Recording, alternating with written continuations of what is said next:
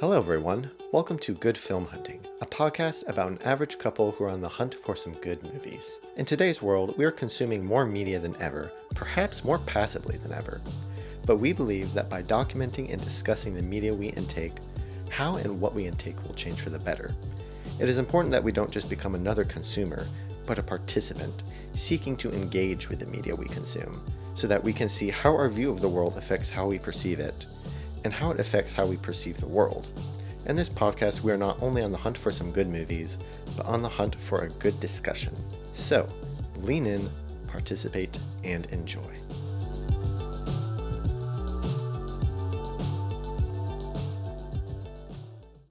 Good evening, everybody. Welcome back to another episode of Good Film Hunting. James Scott here, your host as usual, and beside me is my co-host, Savannah Scott. There's always a hesitation. No, I know. I thought I heard every single time. I heard you say co-host, and then I thought you were gonna keep saying something. So. No, I always. That's how I introduce you every time. There's a pause, and not to nag. I'm not nagging, but there's always a pause. Savannah Scott. Savannah Scott. She's here. She's here with me. Savannah, what are we doing? We're talking about the terminal. The terminal. What's the terminal? The terminal is a location in an airport where you wait before you go onto the plane. Wow. I didn't really even know that. I didn't either. I think that's true, though. You think so? Judging by all the hints in the movie. All the hints in the movie? Okay. I have been in several terminals in my lifetime. Have you? Okay. Yeah. Yes, so Savannah said we are reviewing The Terminal. If you are listening to this episode, this is your first episode, I'm going to give a brief breakdown of the episode structure. I've got a list of facts for Savannah. I'm going to tell her that she may or may not know about the movie. We'll hear her react to that since you can't see us. We'll share our general spoiler-free thoughts on the movie. We'll move into our favorite moment of the movie. Savannah will go ahead and recap the plot in 5 minutes. This will obviously be very spoiler-filled. We'll move into our rating system where we have 4 categories that we'll rate on a scale of 1 to 5.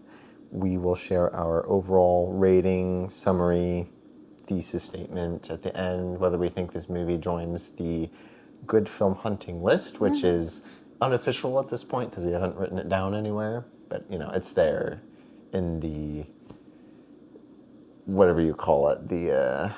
Cloud. The cloud, yeah. It's kind of there, floating around. So, Savannah, before we delve in to some facts about the terminal, how are you? Doing well. Doing well? Yeah, I'm recovering from a cold. Bummer. I mean, not a bummer you're recovering. Potentially starting a new cold.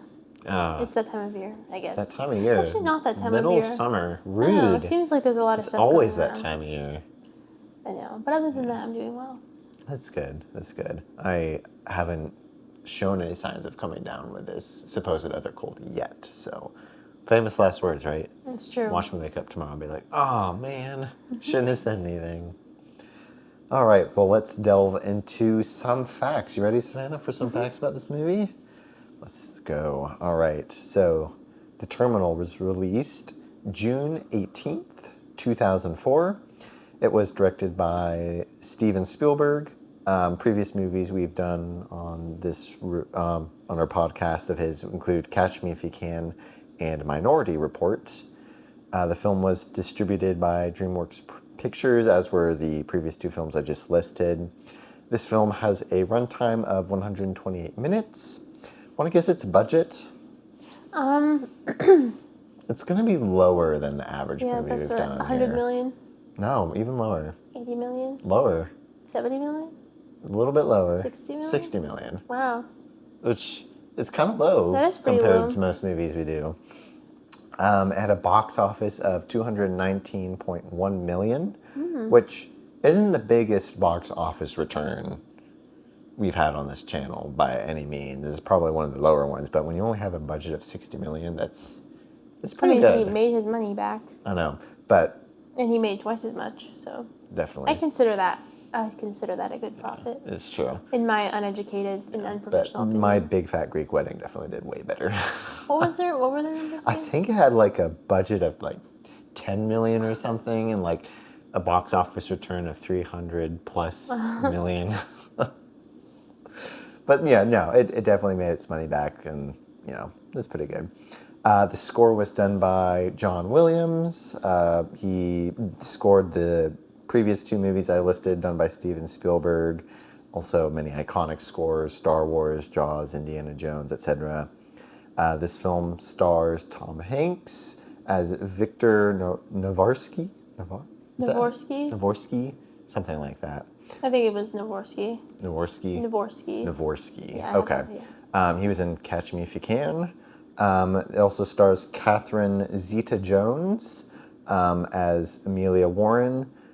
The only thing I saw that we would recognize her in would be the Netflix Wednesday show as Morticia. I know, it's amazing what makeup and costume can do, right? I know, in age, 20 years. It's true, yeah. Wow. Almost 20 years. Wow, that's crazy. Yeah. Fun fact about her, in 2010, she was appointed Commander of the Order of the British Empire for her film and humanitarian work. Commander of the Order of the British Empire? Yeah. What does that mean? I don't know. CBE. Interesting. It's an award that people earn occasionally. I think Christopher Nolan might even have that award. Yeah, I think it's just an award they kind of hand out to people who are notable. Specifically British citizens who are notable, like Michael Caine. Is she British? I guess so. Yeah. I think Michael Caine has something like that, although he's Sir Michael Caine. Yeah, I was just going to say, is he a knight? He is a knight, right? Yeah, he's a knight. Wow, so. Look at him. I know. He deserves it. I'm sure Christopher Nolan will be a knight one day. Give him enough time. I know. It also stars Stanley Tucci, who starred in Julie and Julia, which you still haven't seen? I still haven't seen. I love that movie. I want to watch it again right now. Right now? We'll have to see it sometime soon. He was also in The Hunger Games as, what was the host's name? It was like a J name, I think, right? Possibly. I'm blanking on it. I don't remember. You know, the guy with a big smile and that's always laughing. He's like, so how do you feel about going into the arena? Yeah, great stuff. I like Stanley Tucci. Yeah, he reminds me of your dad. Does he? Really? Yes. Interesting. Fun fact I learned about him, I forget the official, he's a what's considered a character actor, which apparently means he's never cast as lead roles in movies. He's always cast as a side character, which is really interesting. Like, he's never had a lead role in a movie. If I were an actor, that would be what I would want to do. Yes, I would love to be a side But then I'm like, I can't see him doing a lead role in a movie. Well, I don't know. The first time I ever saw him was in the Kit Kittredge American Girl movie. Oh, really? Which you've seen that one, right? It's been so long, I wouldn't remember him. He's the villain in that. Really? Yeah. I remember finding him very appealing even from a young age. I don't know what it is. Maybe it's his bald head. I think he had a curly mustache. Bald head and big smile. He had a curly mustache in that one, so it was like... Oh, interesting. Yeah, he was. I think he was one of the main characters. He wasn't like the main character, but he was like one of the main. I mean, he was one of the main characters in this movie too. Right. Yeah. He's just not the lead. That's interesting. You know, some development facts about this movie. So, this film, the idea of it was inspired or was originated from the story of a name I'm not even going to try and pronounce, but he's known as Sir Alfred, which is very handy, who was an Iranian refugee who lived in Terminal 1 in airports in Paris from 1988 until 2006. What? I know, right? Oh, my word. In September 2003, the New York Times noted that Spielberg bought the right to this man's story for the basis of his film, and it was estimated to be something like $25,000. Like, that was how much he was paid for the rights to this story. However, interestingly, this film doesn't even like really come close at all. Like, it's pretty much fictional. It's just the idea, the premise of being stuck in the airport. It's weird that you'd have to buy that. Well, they bought it, and then just as development went on, they're like, oh, we don't.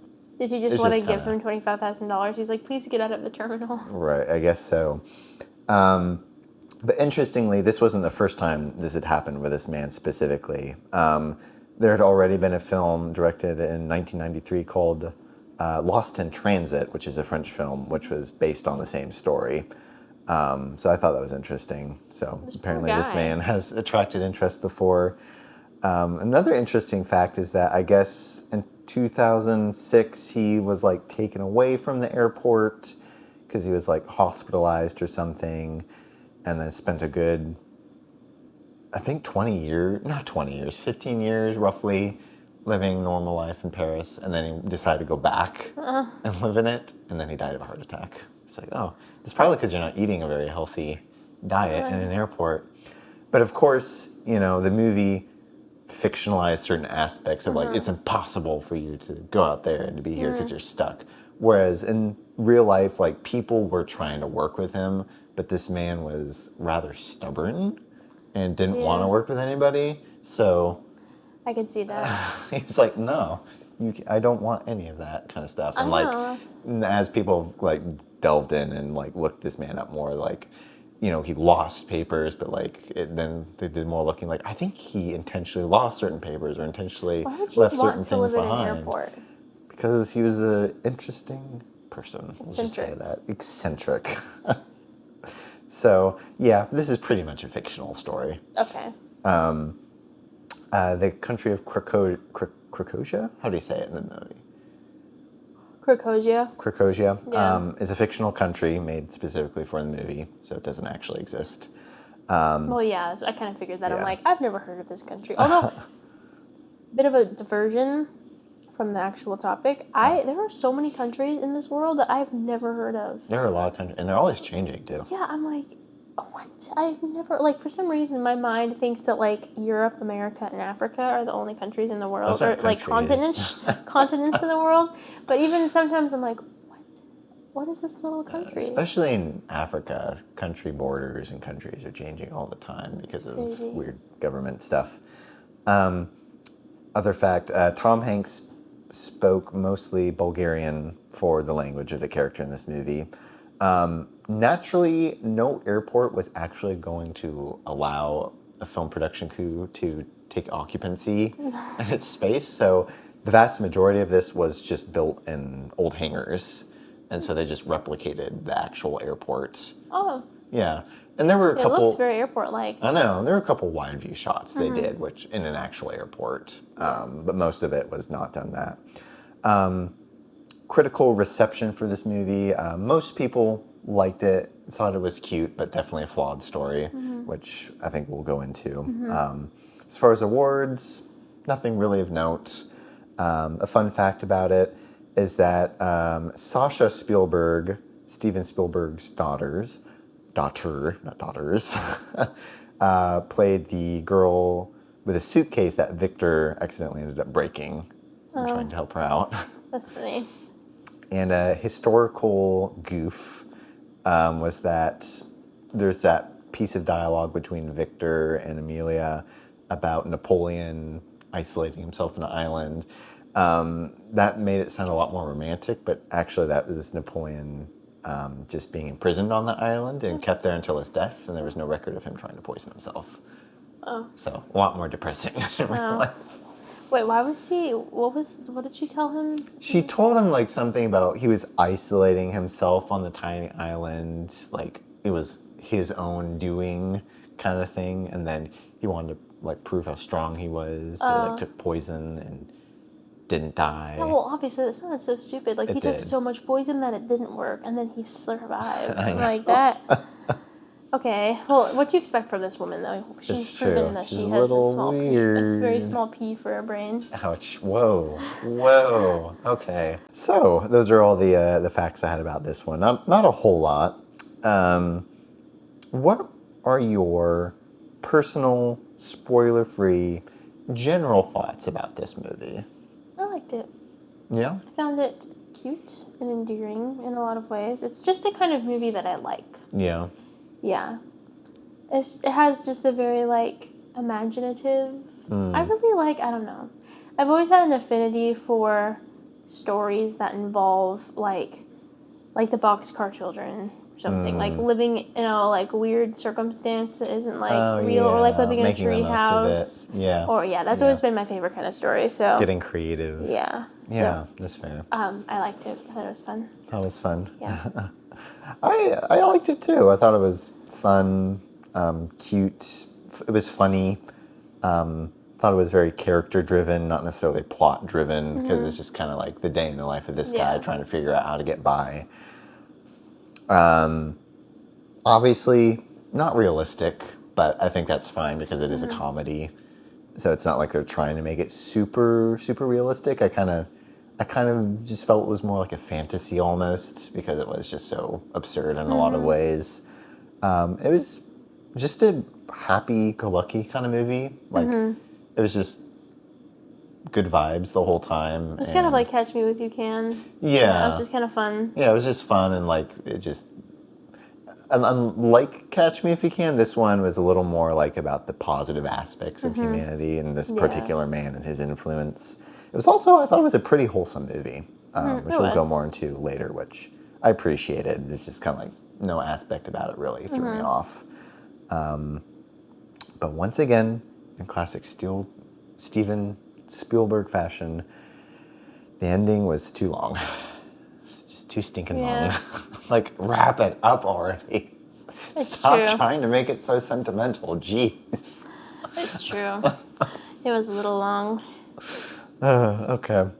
So, did you have a favorite moment before we delve into the plot recap? Any moment that just tickled you? Or just wowed you even? I just liked all the little moments of him just doing weird things around the airport. Yeah. Like, him, for the first time, he got into the terminal and he, like, broke apart the benches to make himself a bed. And he, like, kept kicking it and being uncomfortable. That was kind of funny. And then him collecting the quarters from the carts and using it to buy himself food. I liked that, too. That was fun. Yeah. I think that was my favorite moment, too, when he was just going on that baggage, I guess, the baggage cart collecting spree, especially when he came up to the one where the kids were riding on it, and he was, like, trying to get them off, and they, like, weren't getting the cue, and so he just kind of, like, dumped them off. That was funny. I thought that was pretty funny. All right, so let's delve into the 5-minute plot recap. Savannah, are you up to the task? No. No? Well, it's too bad. I know, we'll see. I hope I remember the whole thing. I feel like I was. It's pretty simple. It's not like, it's just him kind of bumbling around doing things. So, on your mark, get set, go. So, this movie starts with a guy coming to the airport with his passport and everything because he wants to go to New York. And he wants to, see the sights, and he's super into it, but he doesn't really speak a lot of English. And he gets there, and then they tell him that his country is at war and, like, isn't a country anymore. And so his passport is invalid, and he has to wait there until the war ends, which proves to be a very long time. And so he's there at the airport. They give him, the guy who, Stanley Tucci's character, gives him, like, a couple meal vouchers and, a couple of, like, little brochures and whatnot to, like, keep him happy while he's there. Kind of, like, thinking that it's just going to be, like, a weekend or whatever, like, at night. And he is left there, doesn't speak English, is having a hard time understanding what's going on. He loses his meal vouchers. And then that kind of starts his friendship with him and the janitor. Right. And anyway, time goes by, and the war still hasn't ended, so he starts teaching himself English. He got a book in his language and then a book in English from the same store, and kind of was teaching himself how to speak English.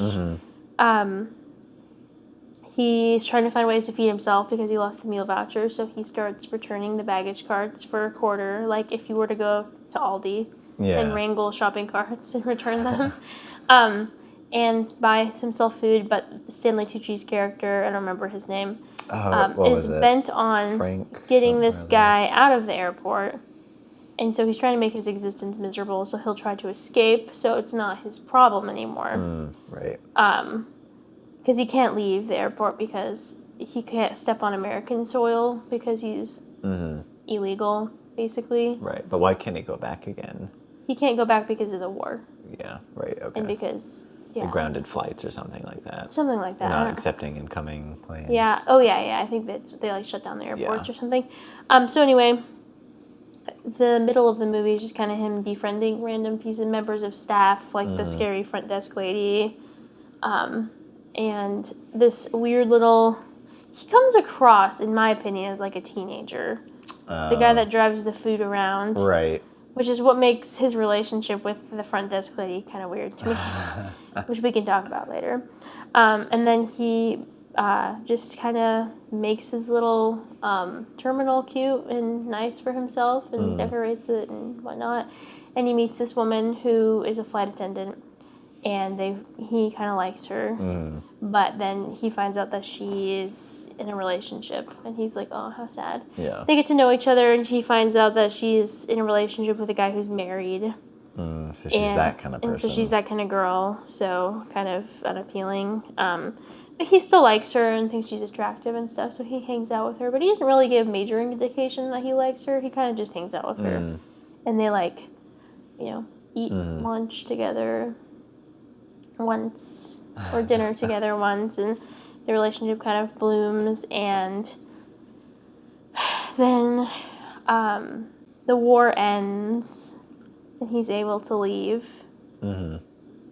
But he can't leave according to his conscience because he has to do something. And this is where we find out he's been carrying a Planters peanut tin around everywhere.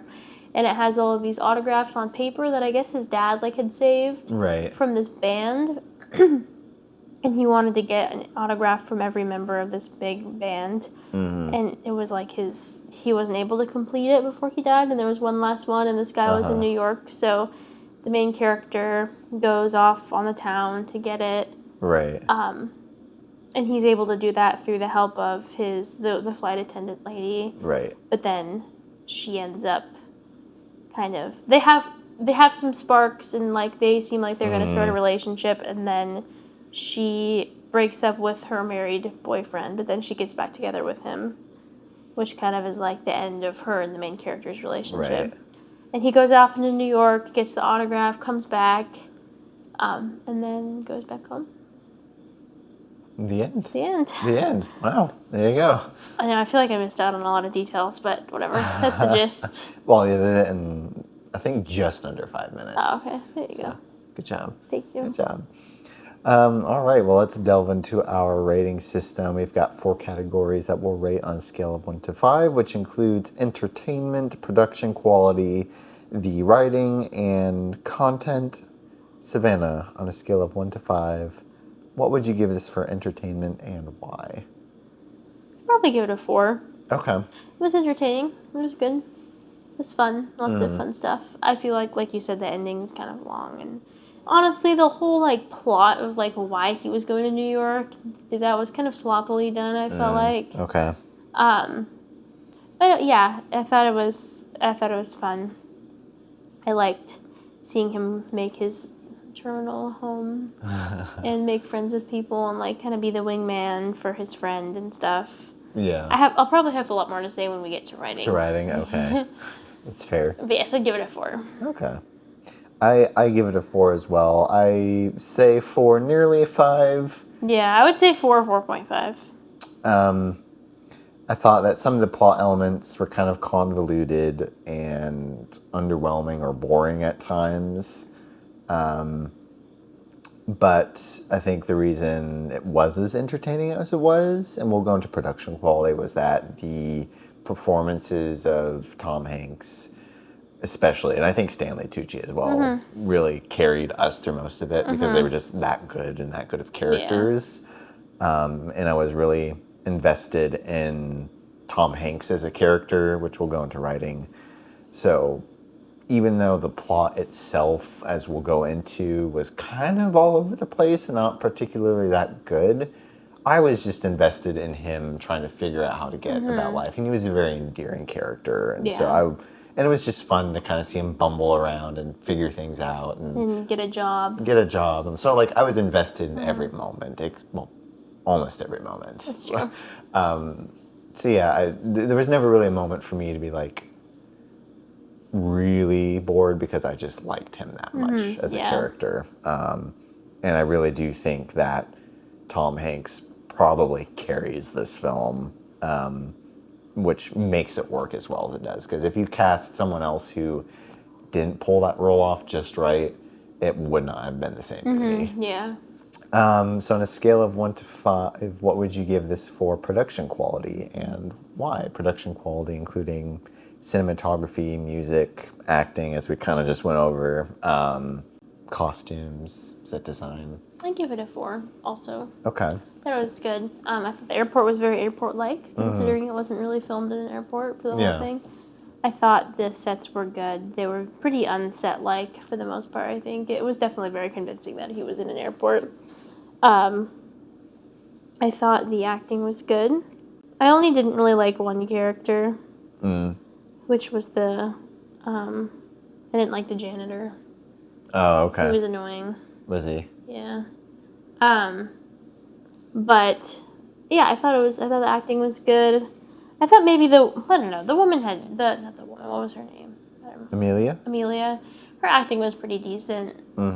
She had a specific way about her though that was very early 2000s, late 90s vibe. So that's not a problem, but that's kind of how she was. Yeah. Yeah, I liked Stanley Tucci a lot. I think he probably was my favorite. Like, as far as acting goes, I liked him the most, probably. Okay. So Tom Hanks you can always tell he's Tom Hanks whenever he plays. But like, I feel like Stanley Tucci's kind of a unique character. You think so? Yeah. Maybe I'm biased, I don't know. But I just liked him in this movie. Even though he was kind of a meanie. He was a meanie. But, like, they didn't make him out to be... He wasn't, like, a villain. He was just, like, annoyed. Yeah. He was just doing his job. And maybe trying to get out of doing another job.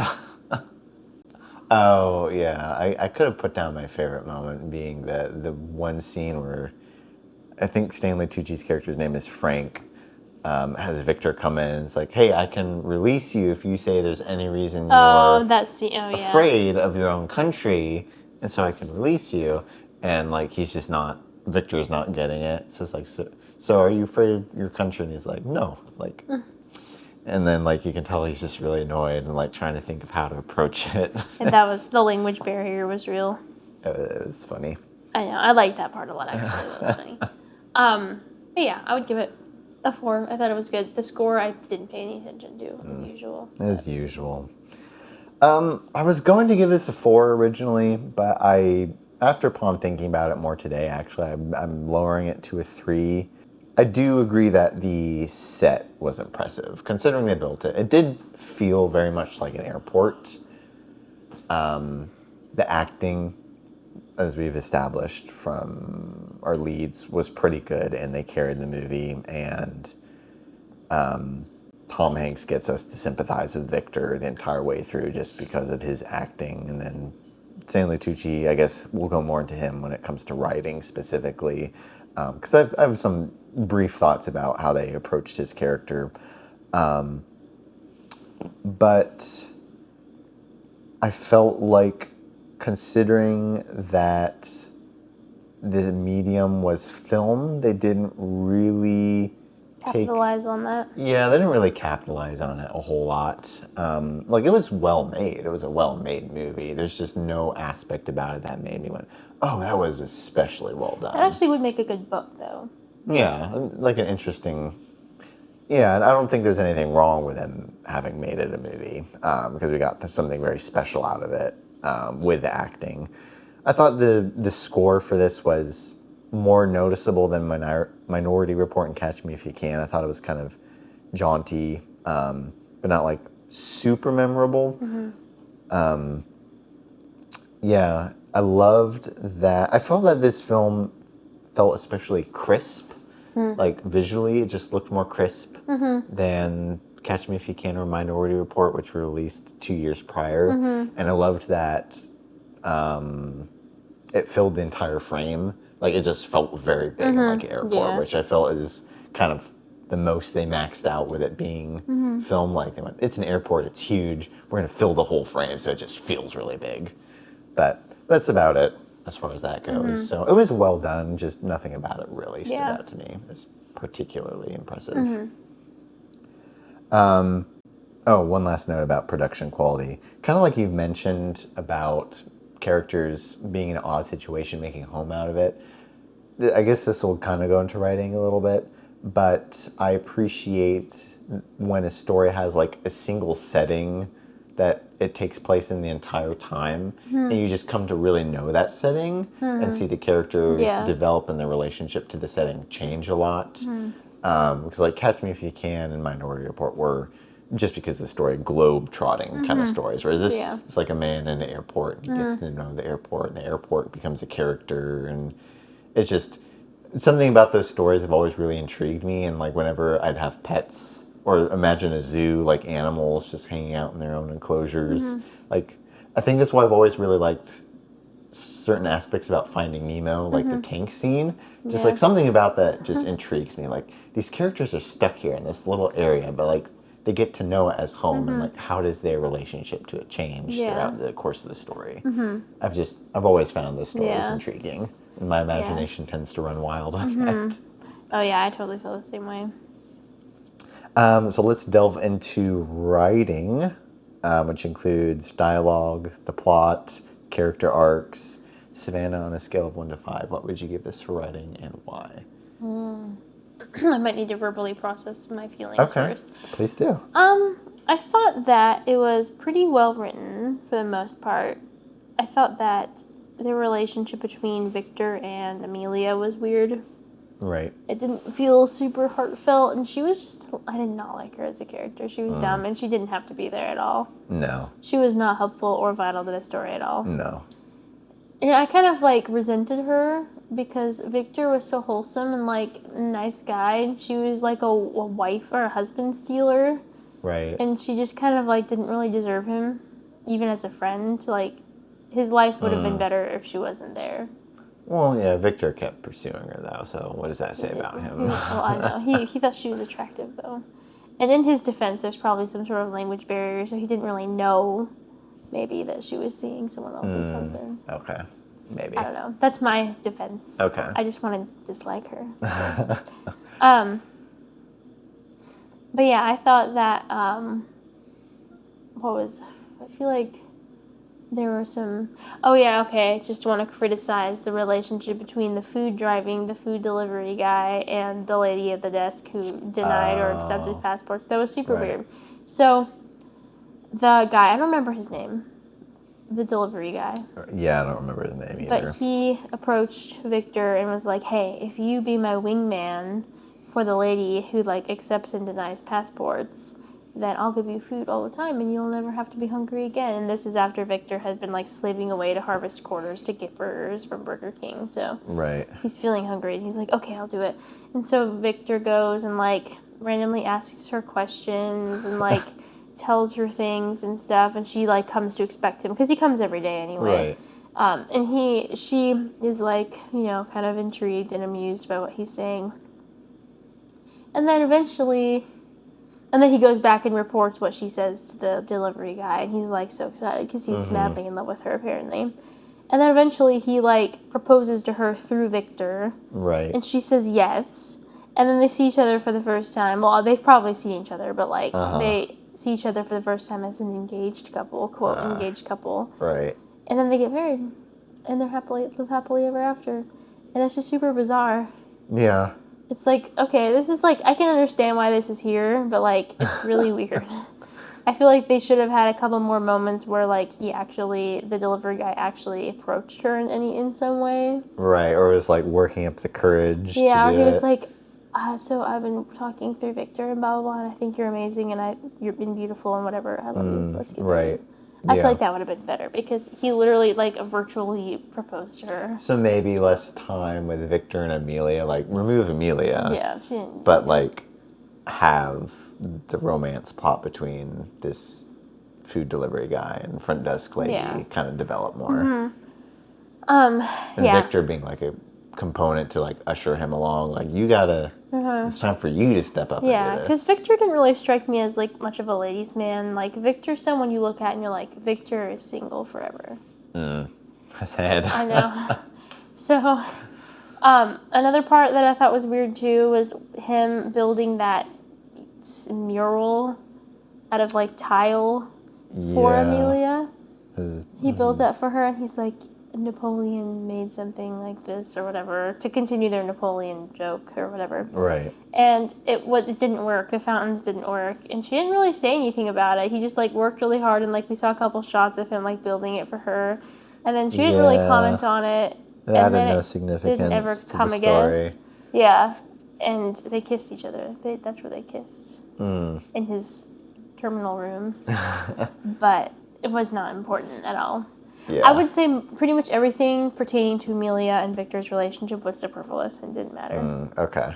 So I would give it a, I don't know, my gut's kind of saying 3.5. Gonna go with a decimal. Wow. Yeah. Wow. 3.5. Okay. I go directly with a 3. Okay. I think it's pretty decently written.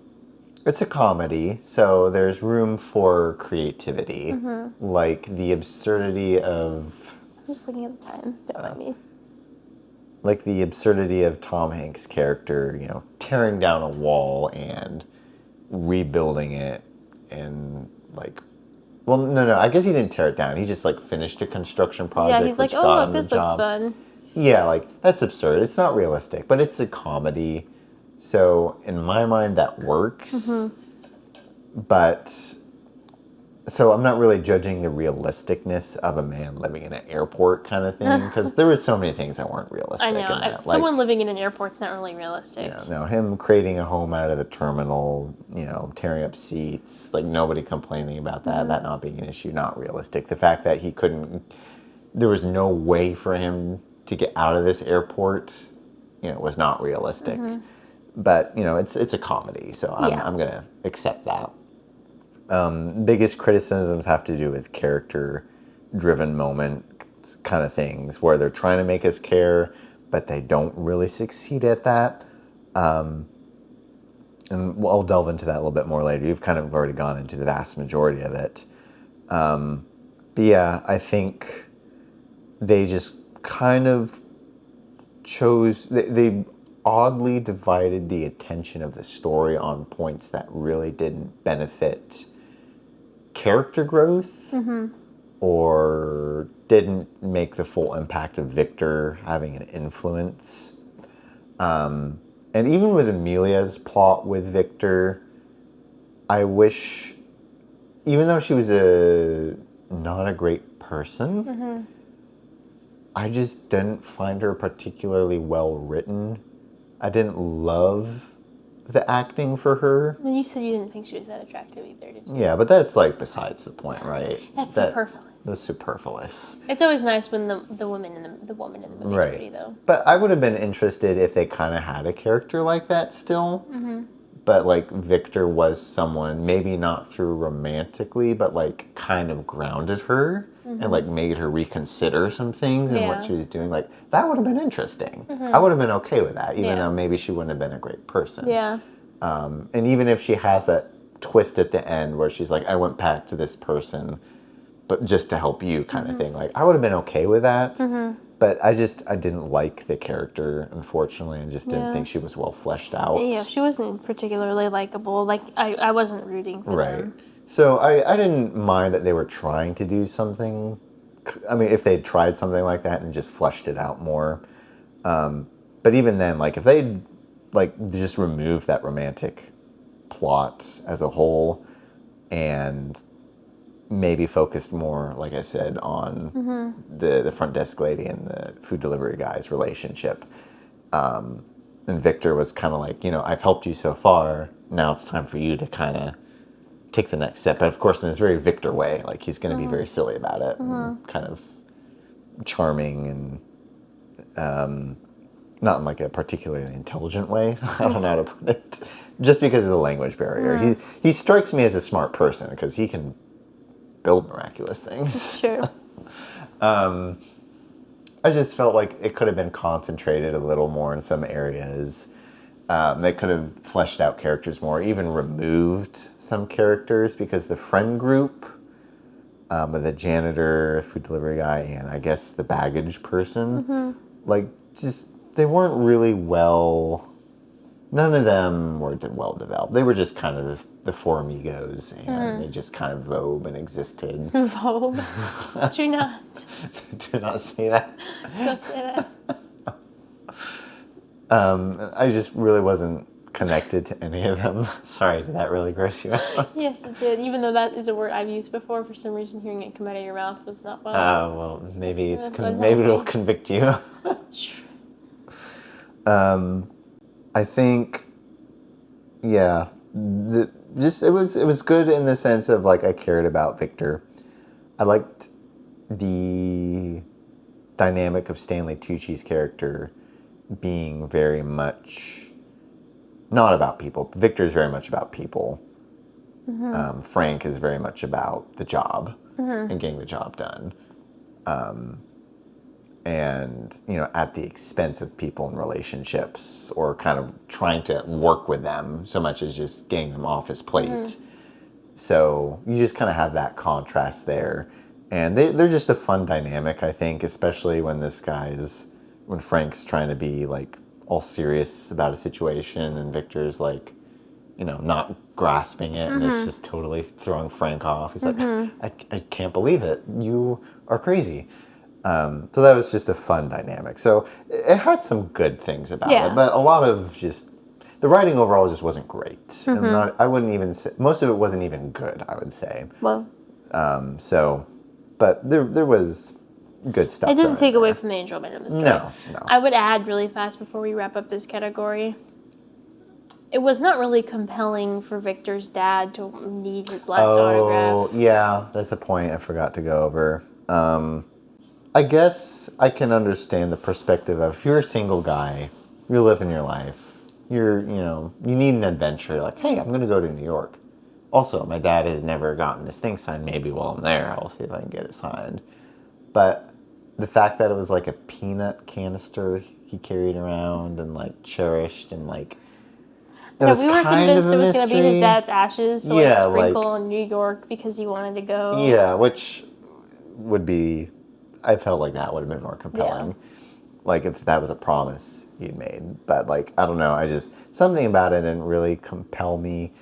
The mystery regarding what was in the canister wasn't really, I don't know, like it was mentioned a couple of times. And so I was interested, but the reveal was kind of underwhelming. And because that reveal was only part way through the story, something about Victor getting into New York, I just felt like that should have been the end. Or maybe he went to the jazz club to get the thing signed, but like that ended earlier. Like we never, I don't know. Like honestly, him stepping outside of the door, cutting to like him, and he takes a deep breath and starts walking down the road, and then it ends. That's what I would have preferred, just because that's what the whole plot was. It was building up to him getting out, and to throw this other sentimental thing in just felt kind of forced, and it drew the story out longer than it needed to go. Kind of like having a forced romantic relationship in there, just because that's what the audience wants. Like it just dragged the story and added a lot of runtime that could have been spent elsewhere. Yeah. So there you go. All right, last category on a scale of 1 to 5. What would you give this for content, where we weigh the more negative aspects of the story against the positive aspects, or just the overall story they're trying to tell in general? Was there anything offensive, unnecessary, superfluous? What did you think and why? I would lean towards like 4.5 to 5. Okay. The only thing is that they say the word sex in this movie, so if you don't want your children It's true. to hear it. Well, they talk about how she says Amelia says she wishes she knows she should not be out of her relationship. Right. But it's so good. It's just so good. Okay, so maybe because of the fact that her relationship with a married man, and obviously like sexual relationship with a married man is kind of emphasized, but it's not a huge part of the story. It's just kind of mentioned. I would say probably like a 4. Right. Like I don't think like a young teenager. I would say this movie would definitely still be appropriate for a young teenager. Yeah. Yeah. It's not like they really glorify that. No. It's just there. And it's kind of like, why is this here? Mm-hmm. Okay, whatever. Yeah. They don't really do anything with it. Yeah, and it's only like one scene where she really talks about it. So I feel like the rest of the movie I think would be fun and whimsical for a younger person to watch. Right. Yeah. I think I'm comfortable giving this a 5. Mm-hmm. I think the point about Amelia and her relationship, like, I could definitely see that steering it towards 4. Mm-hmm. But I don't think the movie ever acknowledges it necessarily as a good thing, per se, but it doesn't necessarily acknowledge it as a bad thing. And I think most people at that point with common sense would be able to watch it and discern. And Amelia does not come across as the most like intelligent and well-grounded person in the world. Like maybe she kind of sparks as maybe having some rough upbringing. And she's not like a scandalous character either. She just exists. Mm-hmm. So it's not like she's seductive or anything. No, she's not. She's just there. Although there was also another line there where she talks about how she's just so used to men trying to grab her butt when she walks past. I think she says ASS instead of butt. Okay. But yeah. I would consider that more crude than anything else. That's true. But that's a fair line. I'm sure flight attendants probably deal with that, especially during that time when people weren't as strict as they are now. I know. So thank goodness for certain aspects. I know, right? The world changing. And then there was the language scattered here and there. There was some talk about medicine, drugs being transported, but that never was like a huge thing. No, that wasn't like even real drugs. That was like legitimate medicine. There was like one part where I think Victor was like trying to translate something for his friend, but like as he was trying to say English, but it sounded like something like a curse word, and he like said it a few times. But I mean, that was a small part. Mm-hmm. I think this is a pretty approachable movie by the general audience. You know, maybe not like small people, but I think young teens, preteens would be fine with it. Mm-hmm. Yeah. It's pretty wholesome. The overall message of it was pretty good. Well, not message, but like the celebration of a good person having a good impact on the people around him is a good message. Mm-hmm. And I think we can always appreciate that. Yeah. So yeah, I'm comfortable giving it a 5. It's PG-13, you know, you're going to expect it's true. A little bit of edginess in there. All right, overall rating, what would you give this? What is your thesis statement? Does it belong on the Good Film Hunting registry? I think I'll give this movie a 4 to a 4.5. I think a 4. Okay. Because 4 is still very favorable. Oh, for sure. Mind. Yeah. I give it a 4. I think it was fun. I thought it was whimsical. I thought it was entertaining, pretty wholesome. Mm-hmm. Yeah, basically that's it. I think it was very sparking to my imagination. Right. And again, I always like movies like that. Same with Catch Me If You Can. Like that one very much was very appealing to my imagination also. Right. So yeah, and yes, I would add it to the registry of movies. Add to the registry. Mm-hmm. I'll give this a 4 as well. I think it's a fun movie for most people, and for the most part, the family as a whole. As I mentioned, there's a positive exploration of human nature. It's not a profound movie, though. No. It's not particularly impactful. It's very entertaining, and it does leave one feeling good having watched. Like, that. So in that sense, it's impactful. Yeah, like it's when it was sense. done, I was like, I like that movie. Yeah, it was like, that was good. I do think it makes our list. I'd say barely, though. Yeah, I wouldn't call it like a great masterpiece. No. Like, just because it's on the list and Oppenheimer's on the list does not mean they're equals. Right. I mean, this is one we'd probably go back and watch more. I mean, you at least would go back and watch more readily than Oppenheimer because it's a little more accessible after that. Whereas Oppenheimer is very different. It's a very different experience. Or even like comparing this to Klaus or Catch Me If You Can. Better movies overall. Still have their flaws, but like they're more clever, well crafted, more charming, more impactful. So I think this one like barely makes it in. Like if you were to have a tier of the list a tier of the movies we put on this list, this one would definitely be closer to the bottom. Yeah, but it still deserves to be there. I think so.